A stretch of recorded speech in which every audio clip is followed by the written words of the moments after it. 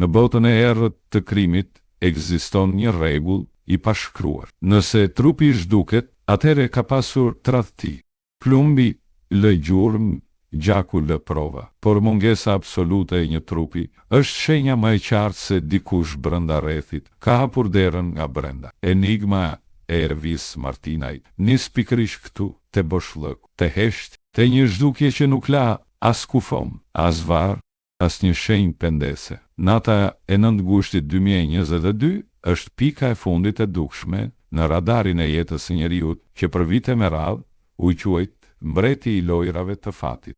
Një figurë që ndërtoi perandorin e hije, që lëvizi shumë të mëdha parash dhe që krijoi aleanca e armiqësi në të njëjtën kohë. Nga shkëlqimi i luksit dhe pushtetit informal, rrugtimi i tij përfundoi në heshtjen e Shijakut ose diku mes Vorrës dhe Durrësit, atje ku kamerat pushuan së regjistruari dhe telefonat pushuan së sinjalizuari.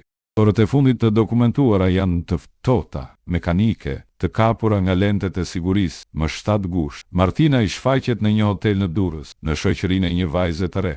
Pamje të zakonshme për një njeri të mësuar me lëvizje të vazhdueshme dhe shoqëri të përkohshme. Asgjë nuk paralajmëronte se 2 ditë më vonë ai do të zhdukej nga faqja e dheut. Rrugtimi i fundit zhvillohet në një Audi A8.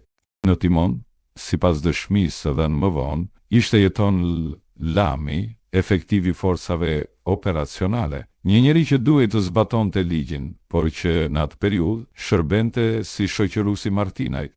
Sipas deklarimeve, ai e transportoi nga zona e Zogut të Zi drejt Durrësit dhe më pas në një karburant në Vorë. Aty, sipas versionit zyrtar, Martina i zbriti dhe hipi në një mjet tjetër. Nga ai moment, hija e tij u shkëput nga realiteti.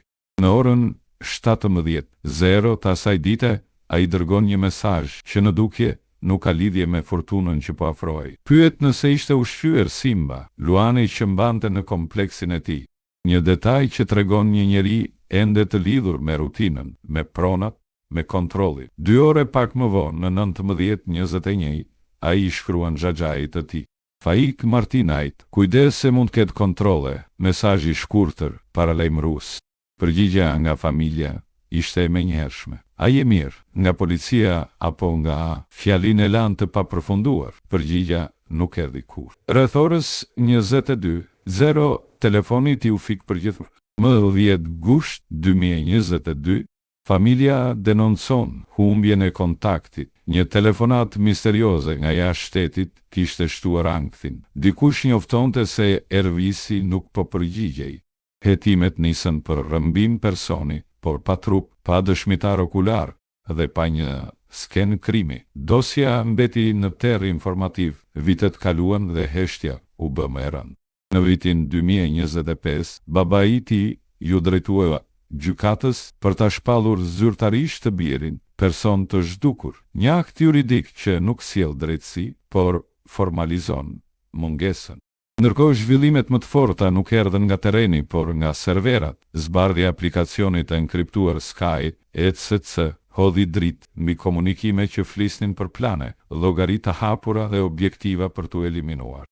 Në qendër të këtyre bisedave shfaqej edhe emri i Ervis Martinaj. Sipas hetimeve, ai në bashkëpunim me ish deputetin Arben Doka, diskutonte eliminimin e Durim Bamit, një figurë tjetër e njohur e botës së krimit.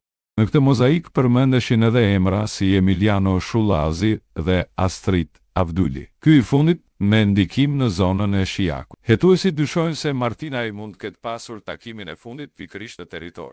Shijaku, një zonë që në dosjet kriminale shfaqet shpesh si nyje lidhëse mes grupeve, mund të ketë qenë skena e fundit. Një pritje e organizuar me qetësi, pa zhurmë, pa gjurmë, një eliminim i pastër nëse vërtet ndodhi.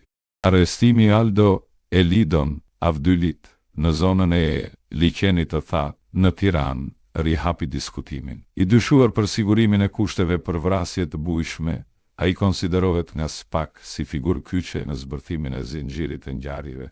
Nëse dosja e Lezhës transferohet dhe përballet me provat e reja të komunikimeve të enkriptuara, tabloja mund të bëhet më e qartë, por thelbi i misterit nuk qëndron vetëm te teknologjia apo te lëvizjet e automjeteve.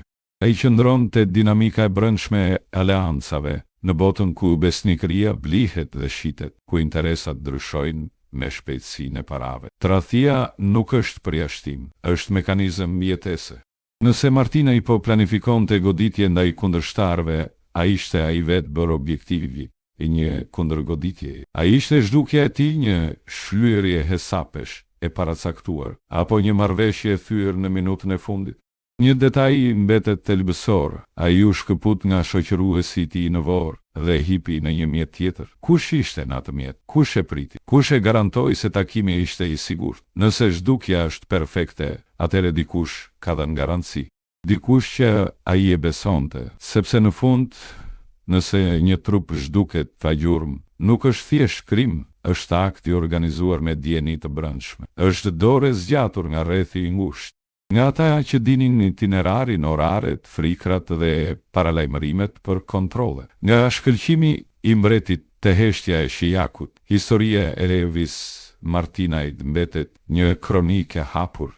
Dosjet mund të rihapen, komunikimet mund të zbërthehen, emrat mund të përmenden në akt akuza. Por pyetja thelbësore që endet mbi këtë enigmë është më e thjeshtë dhe më e rëndë se çdo dokument. Kush e tradhtoi Elvis Martinait?